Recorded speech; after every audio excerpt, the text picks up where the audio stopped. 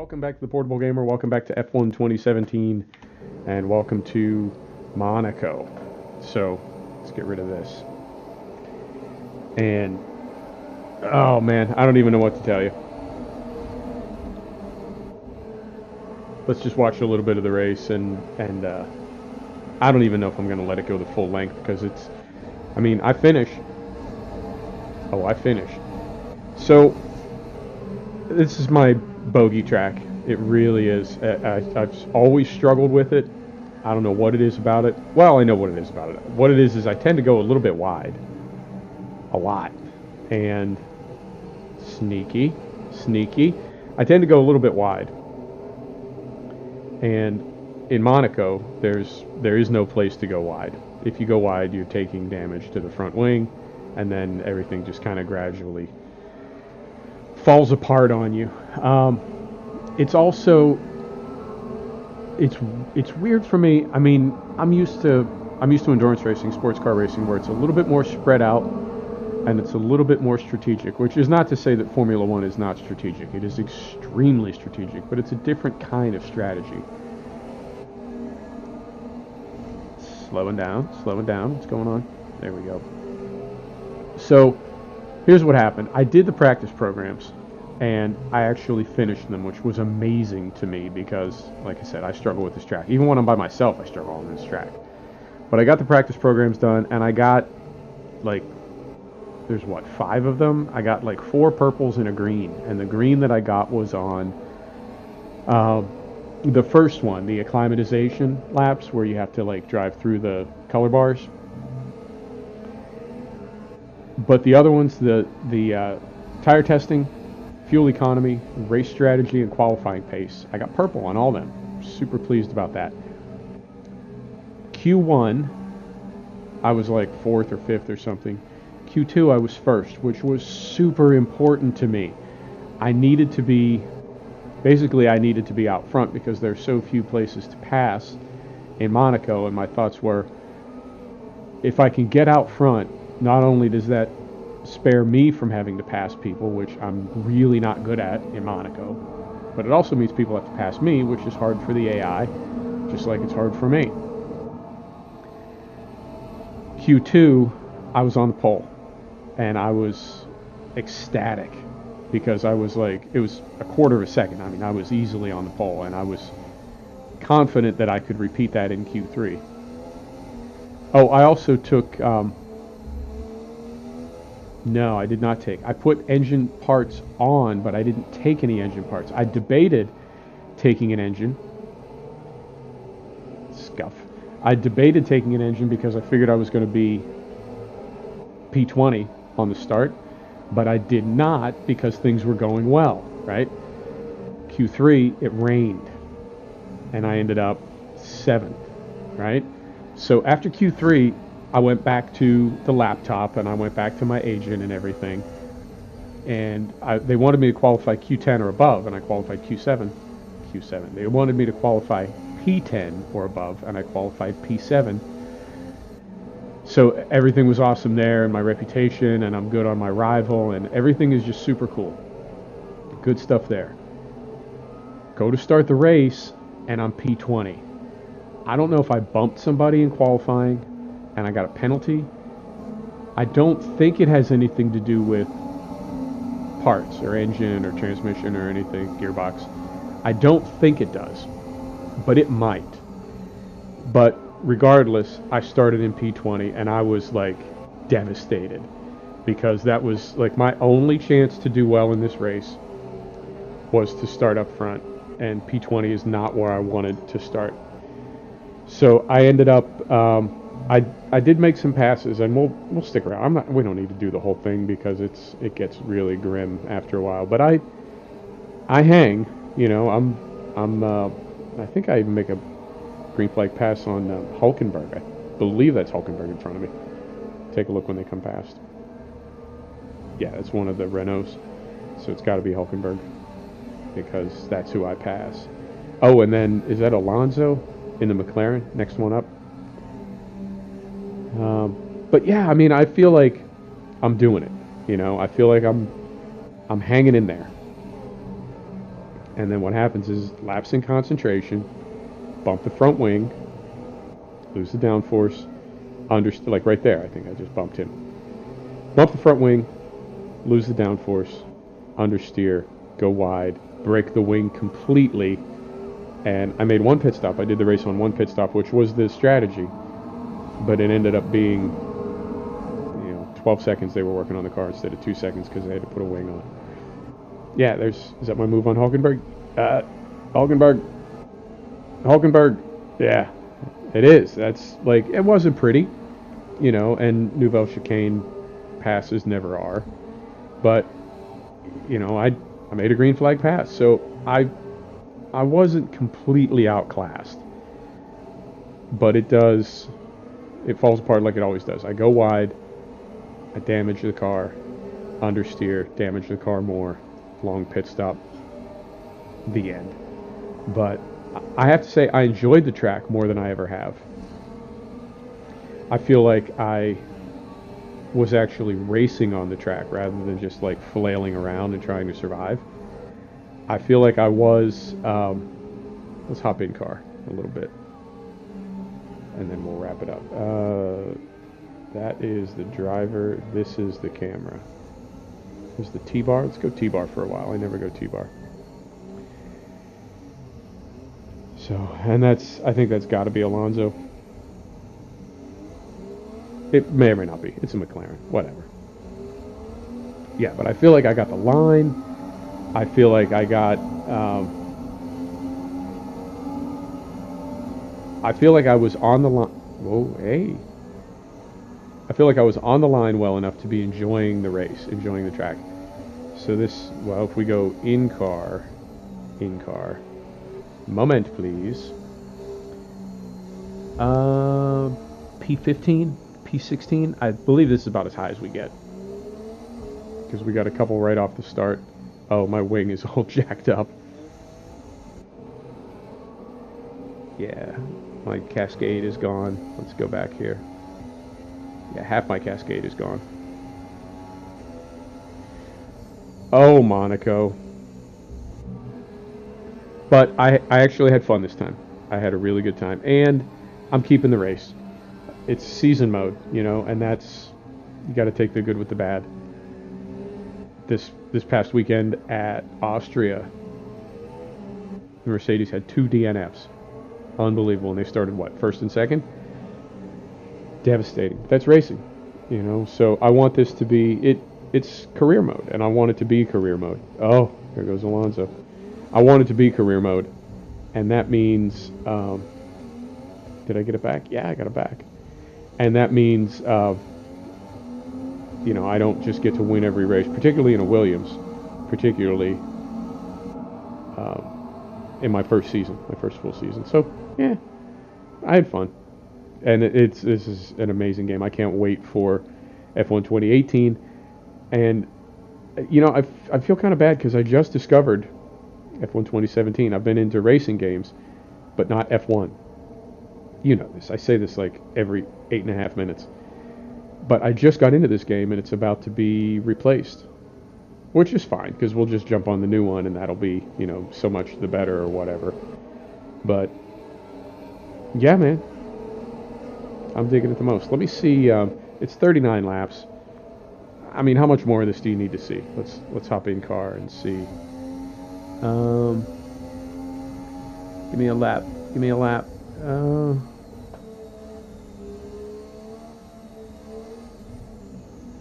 I can't even see. You can see fuel. I don't think it's... if it is, I can't tell. If it's telling me what lap. I'm trying to read the Motec, and I'm like way back here.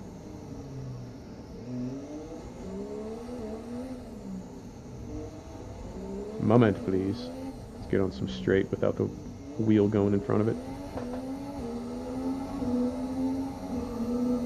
No, doesn't say what lap. But I think we're probably about lap 9 or 10. So, yeah, man. And the other thing that's cool is I can just watch these graphics. You know what? Let's do this. Let's go till my pit stop, which is, I believe, lap 13 or 14. So let's just go till then. But yeah, man, look at me. I'm hanging in there. I hate this track. I love it in real life, and I know it may go away. The drivers are starting to kind of complain about it now, and it's one of those things you think there can't be Formula One without Monaco. There always has to be Monaco. But the thing is, that's why there's still a Monaco race. It's beyond grandfathered in. It's like a sacred cow, you know. Like how could there not be Monaco? But I think about some of the other tracks that have been pulled off the schedule, and understandably they're not Monaco. But there've been some pretty amazing tracks that have been pulled off the calendar, and life went on. So I don't know if they're going to get rid of Monaco. In real life, I love this track and I love this race. I think it's a beautiful, dangerous, anachronistic. I need to get that. I need to. Where is that? It's coming out of Portier. I need to get that better before I head into the tunnel. But some of these other ones, I do all right. Eventually, I do all right. What was I talking about? Oh, Monaco. In real life, I love the race. In sim racing, I hate this track. It is, without a doubt, my least favorite track. And, you know, it's weird that I'm doing all this. Monaco is probably the only place where you could do this. I'm doing all this on a busted front wing. You know, half a front wing. But, you know, what can you do? Now, the funny thing is when I pit in like P15, P16. And I come out P19 and I just ride P19 the rest of the race. And then I start getting blue flag. I believe I get lapped by Vettel twice. But I start getting relentless blue flag, and I'm worried that like cars are going to sneak by me under blue. And then I'm like, oh wait, I'm 19th. I'm like last of last. What's going to go wrong? Like what bad thing is going to happen to me? I'm going to finish worse than last. So I was really just kind of hoping for, I mean, even a safety car wouldn't have saved me. That's a little better. Even a safety car wouldn't have saved me, but I guess I was hoping for some attrition, you know, maybe some cars to get knocked out. My agent wanted me to finish 10th. And when I got up to P16, it was like, maybe we can do that. But after that long pit stop, there was no way. But yeah, man, got in a groove, and I actually did enjoy this track. I guess for the first time ever, I really liked it.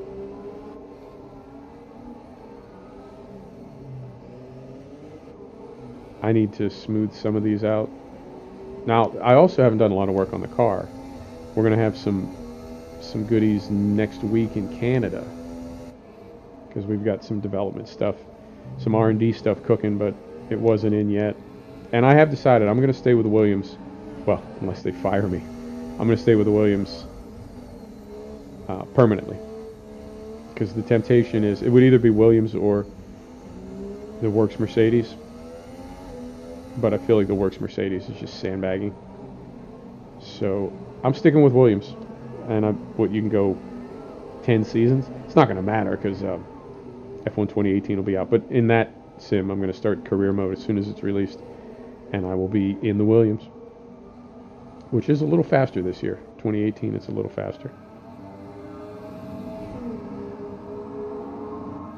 What a crazy track. Yeah, and like, I mean, it's not like I'm pointing this out or anything. Everybody knows this. But if it wasn't already a race, there's no way it would ever be a race. It's just insane that they still do it at the speeds they do. Come on, pit stop. Let's wrap this up.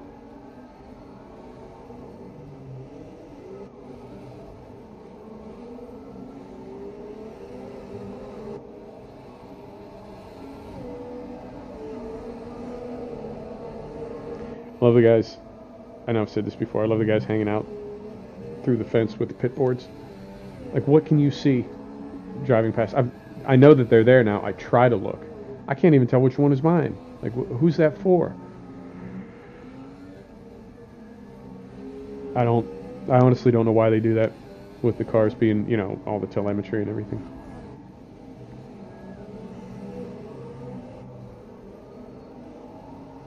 I feel like I never did get Lowe's hairpin. I went wide many times. I feel like I got uh, Sandovat. I feel like I got Mirabeau. I feel like I got Casino. I feel like I got a ton of these. Um, Nouvelle Chicane, maybe. Could be better. But then, yeah, from like toward the end of the race, I was just skimming the wall coming through this section and really got swimming pool kind of dialed. And then down through here, this is a hot mess every time. And I think it's because, and I don't know if they did this deliberately, but all the Pirelli banners, you've got, well, let's go through it in car next time. In car. There we go. Heading through Raskasson back onto the front straight. The way those Pirelli banners are hung, I swear they do it to make everything blind. Right? I'll show you when we get up here. Hey, neutral. Why would you do that? Yeah. Well, I'll say this in my defense. There were a couple of times where I was kind of pushing it and trying to stay one gear higher. And the problem is then you do that for a couple laps and decide, no, that's not the right way to do it the next lap. When you're downshifting, it's like you downshift right past through where you were. Right. Let me try to time this right.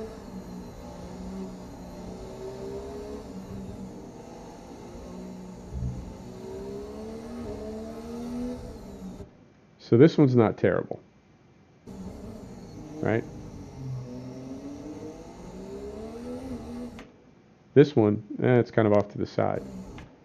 But you have to throw yourself into that gap, and the way those Pirelli banners are, you can't really see the gap until you're throwing yourself into it. And I understand, real F1 drivers have driven this track hundreds, probably thousands of laps going all the way back to their development leagues and development teams and practice and qualifying in multiple years. They know the timing and where to throw the car in there, but it's still an odd track to me that so much of this track you just throw the car around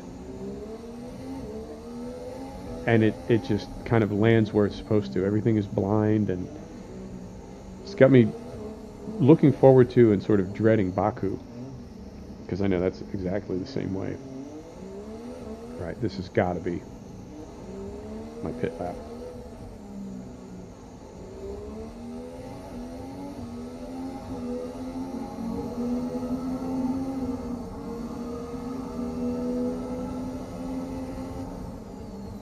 Well, I feel bad. If I knew I was going to start P20, I would have taken a new column of engine parts and had them for the rest of the season.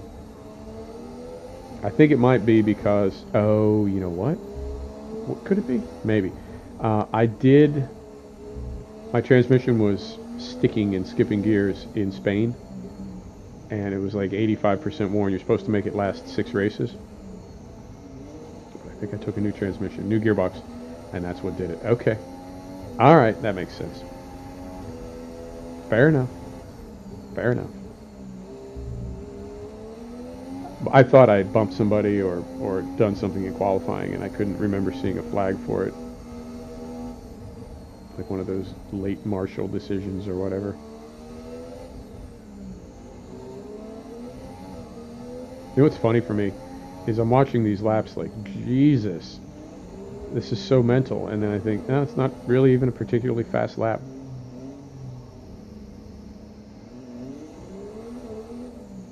Fast laps look really mental, especially up through Mirabeau. Talk about throwing the car around. Right. Pit or not, this is going to be our last lap.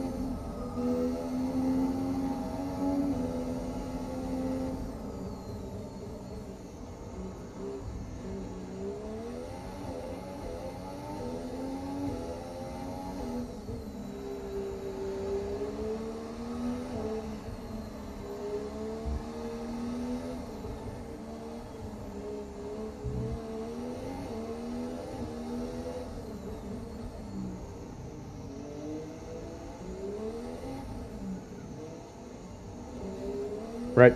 Folks, thanks for stopping back to check out the Portable Gamer. Thanks for joining us for, what is this, round 6, round 5.